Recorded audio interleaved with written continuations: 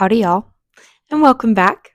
Today, we are going to be talking about this guy's favorite topic of all time, WALKs. If you have a dog, you get it. But no, today we're going to be talking about walking and why it is quite possibly the most effective form of fat loss. So, let's get into it. Also, please bear with me. It was hair wash day, and my hair is really just doing what it wants to do. Alrighty, now let's get into it. Reason number one why walking is quite possibly the best thing that you could do to lose weight is because, guys, there's almost, if you injured yourself while walking, that's impressive.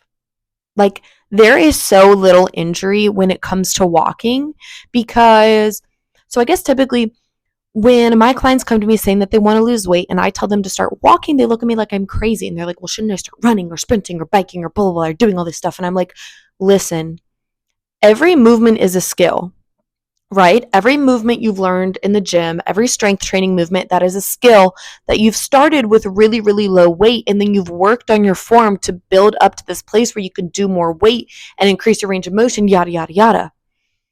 Running is the same thing. So, like, if you haven't run since you were in middle school and now you're like 30, 40 years old and you think that the best plan of attack to lose all this weight you've gained over the years is to just start running, you are going to hurt yourself. It's actually a statistic that people who have taken significant time off of running and then just hop back into it, 50% of them see injury.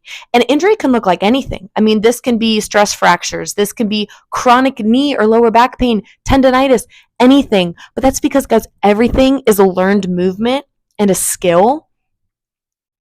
But walking is something that you do every day.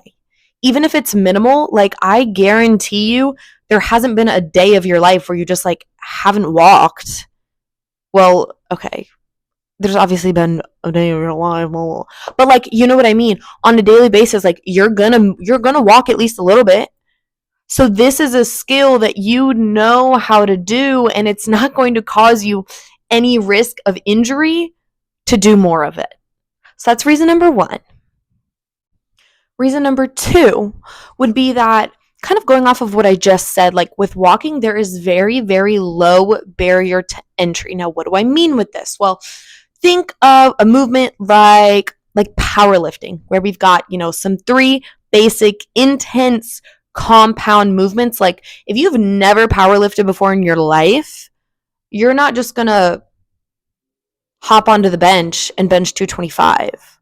You're not just going to walk up to the squat rack and load a few plates on there and do an ass to grass squat. So with walking, however, like I said, this is something that we're doing every single day. And so we're already familiar with the movement. On top of that, walking can be incorporated and should be incorporated everywhere and anywhere. Like, increasing your steps throughout the day can look as simple as, like, you know what, today when I park at work, I'm going to park in the lot next door. So I have to walk further to get in the door. Or it can look like, you know what, when I go to the mall this weekend, I'm going to take the stairs instead of the escalator. Like, it is so simple to increase your steps just by a little bit on a daily basis. What I encourage my clients to do most is actually, like, split this up throughout the day. So one of the great benefits about walking too is that this is not something that you have to like warm up for and then take 2 hours out of your day and get all this crazy stuff, right? Like with weightlifting, we've got to warm up and stretch and do mobility and all this kind of stuff. But walking, you have the great advantage here of, like, you don't have to do any of that. Plus, you don't have to sit and be like, okay, like, where's the hour in my day that I'm going to go walk? No, you can simply, God bless you, Tucker. God bless you, Tucker. What was I even talking about? Oh, you can literally simply be like, okay, you know what? I can carve out 10 minutes a day, 3 times a day, and get 30 minutes of walking in. Like I said earlier, sorry, sidetracked. I tell my clients the best thing they can do is go on a 10 to 15-minute walk after every meal. Not only does this help with like digestion and blood flow and glucose levels and yada, yada, yada, this is just a great way to get your extra steps in while incorporating it into a routine. So now after breakfast, you just immediately go out and go for a nice little 10-15-minute stroll.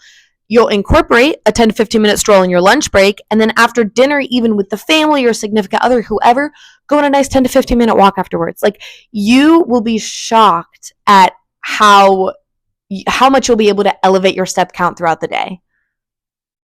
The third reason this is so great is because it is an amazing supplement to strength training. Now, one problem I have recently encountered with one of my clients is she's training for a marathon. So she is running constantly. I mean, 10 plus miles, like always running. And she's also trying to look a certain way for her wedding, which is coming up. You know, she wants to look toned, she wants to be fit. And she came to me with the question of like, I'm running and running and running. I'm burning all these calories. Like, why am I not getting this toned look that I really, really want to get? Guys, what you have to understand is that when you're running, you're not only burning body fat, you're burning muscle too, because your muscle is what's more readily available to be used as energy. So that is what your body is going to use first.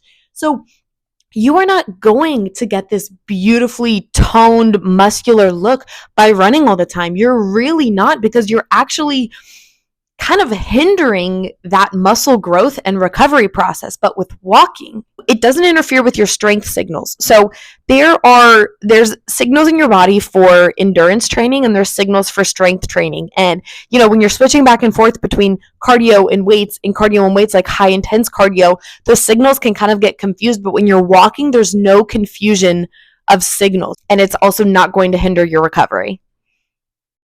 And that brings us to our fourth reason of why walking might be the best fat loss tool ever. It is going to put you in the target heart rate zone for fat loss. Now let me explain.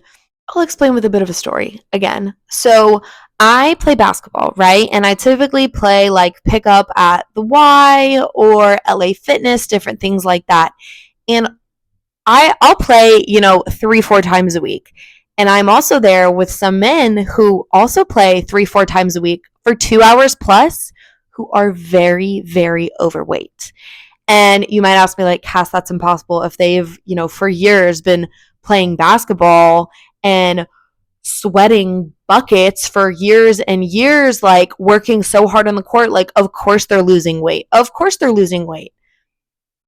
Not necessarily, and here's why. Basketball is a high intensity sport that is spiking our heart rate for short periods of time, right? Like, I am not in a state where I'm like 60-70% of my heart rate ever when I'm in a game. I am like nearing 90%. Like, I'm so out of breath. I'm trying. I literally feel like I'm about to die. And yes, as much as this is a beneficial type of exercise for many, many reasons, it's not the best or most ideal form of exercise for fat loss, because the ideal target heart rate zone for fat loss is actually between 60 and 80% of your max heart rate. This means that while you're still a little bit out of breath, you're actually able to still carry on a conversation. So this is why walking is so great, because you can actually really control that intensity and the pace that you're going. So when you're running and sprinting, like, as much as this is really, really great for your cardiovascular health and fat loss and different things, actually walking is going to be the best, because you can sit in that perfect target heart rate zone where you're going to most efficiently burn that fat. And I'm actually going to include a couple other reasons here that are just beneficial. The first being, walking is something that you can do with a group of people. And this is something I heavily emphasize to my clients, is that you cannot be on this fitness journey alone. Like, if you don't have people supporting you in your corner, then you're not going to succeed. And so even though not everyone might want to come to the gym and work out with you, or not everyone's able to sit in on your workouts, which is kind of why I exist as a personal trainer, I'm here to do that with you. But not all of your friends can do that. But I bet you if you called up any of your friends and asked them, like, hey, do you want to go on a walk right now? They'd say yes. And the best part is that you can multitask too. You guys can go on a walk and you can talk about life. You can go on a walk and you can check your emails. You can go on a walk and you can take a call. I do a lot of my work for my online business while I'm walking. Like, this is just a great tool to get you around people. You're still able to do other things. I mean, and that brings me to like the last point I wanted to bring up is that a lot of times I encourage my clients to go walk outside. Now, of course, I have the beautiful benefit of living in luxurious Florida, so we can really walk outside any time of year. Honestly, except for the summer, it's so hot right now, it's crazy. But just getting that extra vitamin D and getting that sunlight is so good for your mental health that, I mean, I just encourage my clients. I'm like, don't sit in the gym and go on the treadmill. Just go on a walk outside. Go on a walk outside. Grab your dog and go on a walk outside. So that's all, folks. I hope all of this made sense. And I really hope that this has motivated all of you to go get your steps in. But yeah, that's all. I'll catch you guys later.